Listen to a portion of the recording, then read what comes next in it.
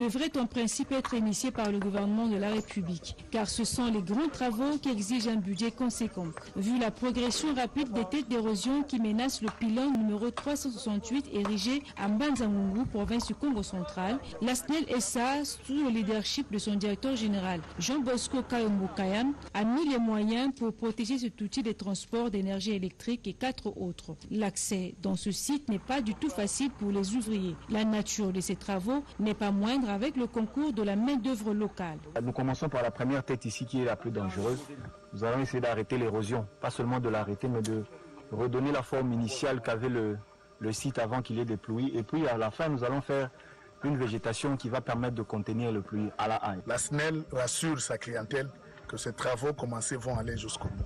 La première phase des travaux terminée, la seconde phase semble être cruciale. La construction des murs de soutènement n'est pas une mince affaire. L'accessibilité même au site de travail est difficile.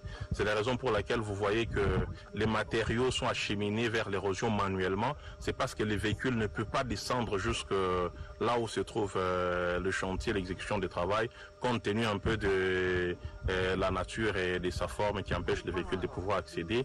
Les travaux de génie civil demandent beaucoup de soins pour garantir la